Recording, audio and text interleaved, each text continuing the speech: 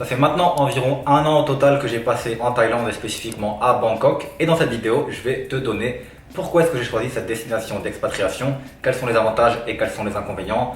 Aussi rapidement te donner mon parcours d'expatriation pour te donner un peu tous les pays que j'ai testés et pourquoi est-ce que du coup, au final, je suis ici. Donc vraiment très rapidement, avant de te donner les avantages et les désavantages de Bangkok spécifiquement et même de la Thaïlande en général, je vais te raconter rapidement où j'ai été et pourquoi est-ce que du coup j'ai choisi cette destination puisque j'ai quand même un gros parcours d'expatriation. Donc de base j'habitais en France bien évidemment et ensuite je me suis expatrié à Malte. J'ai passé environ 7-8 mois par an les 5 dernières années à Malte et le reste du temps j'ai voyagé pour tester différentes destinations d'expatriation, toujours en digital nomade, en travaillant, pas en vacances. Donc quand je voyageais, j'étais vraiment en mode digital nomade et je testais le pays pour voir si je pouvais y vivre et j'ai testé énormément de pays, donc je travaillais, voilà, j'étais pas en mode touriste. Et j'ai testé du coup, par exemple Bali, j'ai testé la Colombie, l'Estonie, Dubaï, le Monténégro, j'ai vraiment testé beaucoup de pays d'entrepreneurs en fait. Et donc bref, en ayant testé tous ces pays, j'ai finalement décidé de vivre ici en Thaïlande, à Bangkok.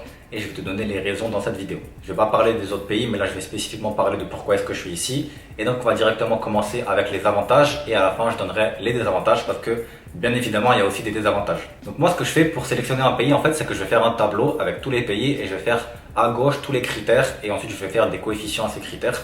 Et ça peut m'aider un petit peu à sélectionner des pays et voir un petit peu qu'est-ce qui me convient en fonction de ça. Maintenant, dans ces critères, il va y avoir des critères que j'ai trouvé bien ici et du coup, je vais te les donner. Donc, le premier critère qui pour moi est quand même très important, ça va être les taxes, bien évidemment, puisque je suis entrepreneur. Et donc, ici à Bangkok et en Thaïlande, il y a une taxation territoriale. Donc, c'est potentiellement en train d'un petit peu évoluer, mais ça va pas forcément trop évoluer. Et en gros, ça veut dire que tout simplement, les revenus que vous gagnez à l'étranger ne sont pas taxés et sont taxés uniquement ce que vous dépensez ici. Donc voilà, au niveau des taxes, c'est pas mal puisque en Thaïlande, il n'y a pas forcément besoin de beaucoup d'argent pour vivre. Et donc ensuite, si vous avez par exemple une LLC aux États-Unis ou une entreprise ailleurs, tout simplement l'argent que vous allez vous verser pour vivre ici, vous allez payer les taxes dessus et ça va aller. Voilà, bien évidemment, faites vos recherches sur tout ça. Tout est différent en fonction de où vous venez, de quel pays vous venez et aussi de quelle structure vous avez. Ne copiez pas simplement ce que je vous dis là. Deuxième point du coup, c'est le rapport qualité-prix. Donc ici, le rapport qualité-prix est vraiment énorme.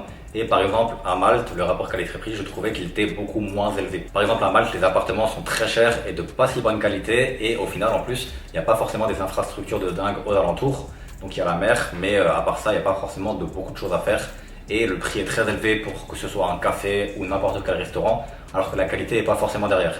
Ici, tout est 2 voire à 3 fois moins cher, mais en plus la qualité est 2 voire à 3 fois plus élevée. Donc vous avez vraiment quelque chose de moins cher pour une meilleure qualité. Et ça, c'est vraiment très important. Par exemple, là, cet appartement, il coûte 650 € à peu près. Alors qu'à Malte, pour avoir cet appartement, j'aurais payé 2000 € par exemple. Pareil pour les restaurants, du coup, il y a énormément de services ici et c'est le troisième point. Le troisième point avec la qualité, c'est qu'il y a tellement de services que en fait, vous gagnez du temps et vous pouvez travailler sur ce qui vous intéresse et sur votre business. Donc par exemple, là, si j'ai pas envie de me faire à manger, je peux simplement commander quelque chose, ça va pas être très cher et ça va être très bon et de qualité. Alors qu'à Malte, si je commence à commander tous les jours, ça va vite à 2000 € par mois de dépenses de commande.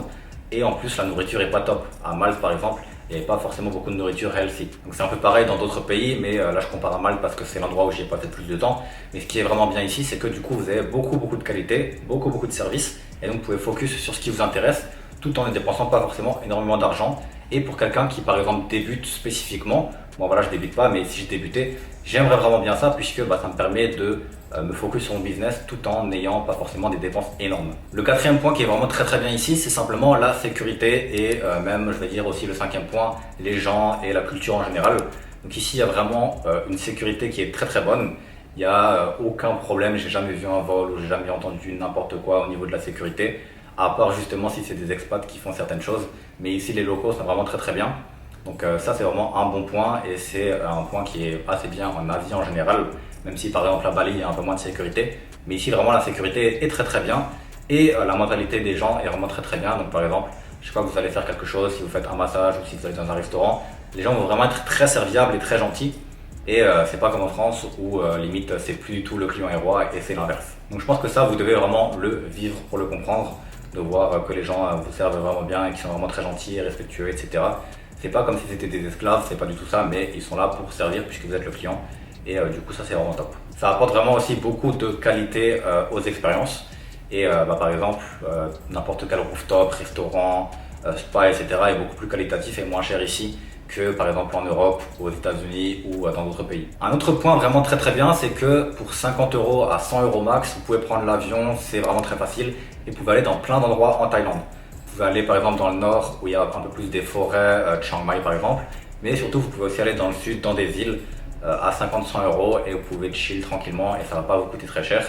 Et par exemple, moi j'habite à Bangkok, j'aime bien Bangkok parce que c'est une grande ville, il y a beaucoup de choses à faire, vous pouvez vraiment bien travailler sur votre business. Mais après, par exemple, vous pouvez aller dans une île et chill pendant un week-end. Ça va pas vous coûter grand chose, ça va vous coûter peut-être 300 € max et c'est cool, vous pouvez vous reposer un peu sans avoir à sortir du pays ou quoi que ce soit. L'un des autres points qui est vraiment bien, c'est qu'ici il y a beaucoup d'opportunités en termes de réseau et d'expatriés. Il y a beaucoup d'expatriés ici, beaucoup de gens qui font du business de très haute qualité et du coup vous allez pouvoir rester ici sur le long terme parce qu'il y a des gens qui restent aussi sur le long terme, qui sont pas forcément côté Thaï mais aussi des gens de votre culture et vous allez pouvoir vous faire du coup des amis, rester sur le long terme avec eux, créer des business. Et c'est pas un endroit comme par exemple à Malte, à Bali, etc. où la plupart des gens restent quelques mois et partent, où il y a beaucoup de touristes. Donc voilà, pareil pour les infrastructures aussi, j'en ai un peu parlé, mais toutes les infrastructures sont vraiment bien meilleures qu'en France, que ce soit les hôpitaux, que ce soit les restaurants, que ce soit vraiment les buildings, les routes, peut-être un peu moins, mais la plupart des choses sont vraiment très bien. Donc voilà, je pense que j'en ai dit pas mal sur les avantages, et du coup, moi je suis quelqu'un qui aime bien avoir toujours un tas de choses à faire et un tas de choses différentes à faire. Par exemple, à Malte, au bout d'un moment, j'étais un petit peu bored, donc je m'ennuie un petit peu en fait, à toujours avoir les mêmes choses et c'est très petit. Ici, littéralement, je peux aller dans un nouveau café par jour. Il y a tellement de choses à faire que vous vous ennuyez jamais. Et pareil, si vous voulez un croissant, si vous voulez une raclette même, vous pouvez vraiment tout trouver ici. Il y a tout qui est possible. Donc je pense que c'est un bon juste milieu pour travailler et il n'y a pas la mer, etc. Mais vous travaillez bien, vous restez ici et après vous voyagez sur les îles de temps en temps ou vous voyagez, je sais pas, 3-4 mois par an. Mais ici, c'est vraiment un bon endroit pour moi pour rester, travailler et travailler sur le business. Maintenant, on va passer aux points négatifs puisqu'il y a quand même pas mal de points négatifs ici qui sont assez compliqués. Le premier point négatif qui pour moi est le plus gros point négatif, c'est tout simplement les visas. Donc pourquoi les visas? Tout simplement parce qu'ici, il y a peu de visas pour entrepreneurs en quelque sorte qui sont soit pas chers ou qui sont soit pas un peu bancals. Donc par exemple, le visa que tout le monde connaît sûrement, qui est le visa Elite qui a été transformé en visa privilège, pour 5 ans, ça coûte 25 000 €. Donc en fait, vous devez payer 25 000 € pour rester 5 ans ici. Ensuite, l'autre option, ça va être potentiellement un visa touriste au début quand vous venez en visitant. Mais sinon, il y a le visa étudiant. Mais le visa étudiant, c'est un peu bancal en fait. Ça va être un peu compliqué de l'utiliser pour rester sur le long terme. Je crois que c'est que 5 ans maximum de visa étudiant que vous pouvez faire et renouveler. Donc ici, un des problèmes, c'est le visa puisque les visas coûtent assez cher. Maintenant, en général, dans pas mal de pays, les visas sont assez complexes à avoir dans tous les cas. Et donc, 25 000 € pour 5 ans, c'est environ les prix que les gens vont avoir s'ils sont entrepreneurs. Pareil à Dubaï, pareil dans plein de pays. D'un autre côté, si vous gagnez beaucoup d'argent, ça vous permet d'être résident fiscal ici et de payer beaucoup moins de taxes, donc c'est rentable. Donc le deuxième point qui est un peu négatif, c'est un peu lié à ça, c'est que les règles sont toujours bancales et pas très oui ou non en fait. Mais ça c'est dans la mentalité ici en fait, les gens ne sont pas comme en France par exemple, on vous dit oui ça c'est légal ou non ça ce n'est pas légal. Ici c'est un petit peu bancal, parfois c'est oui, parfois c'est non, on ne sait pas trop. Et donc c'est un peu stressant par exemple pour des gens qui viennent de France et qui sont habitués à avoir des règles strictes oui ou non. Et ça pour moi c'est un peu un point négatif. Et ce serait beaucoup mieux si par exemple il y avait un visa qui coûte 1 000 € par an, qui est vraiment stable, qui est cool et qui fonctionne. Maintenant fini de parler de tout ça, on va parler des autres points négatifs. Et le troisième point négatif qui est la pollution et le trafic qui sont un peu liés.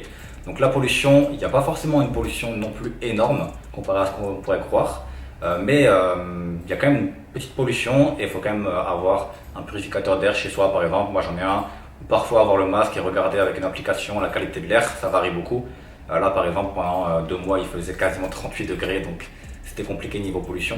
Donc faut un peu regarder, faut parfois avoir un masque mais voilà, pas non plus quelque chose de fou comparé à d'autres pays. Et le trafic du coup, ici je pense que c'est un des plus gros problèmes aussi. Si vous voulez prendre la voiture ça va être très compliqué, si vous prenez des scooters c'est un peu dangereux.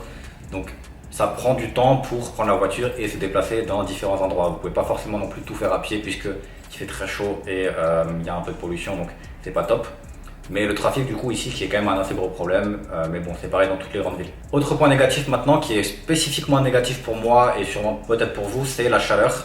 Je suis pas non plus trop fan de quand il fait plus de 30 degrés et ici il fait plus de 30 degrés dans 80% de l'année donc je suis pas forcément trop fan de la chaleur, surtout quand on est dans une ville et pas forcément à la plage.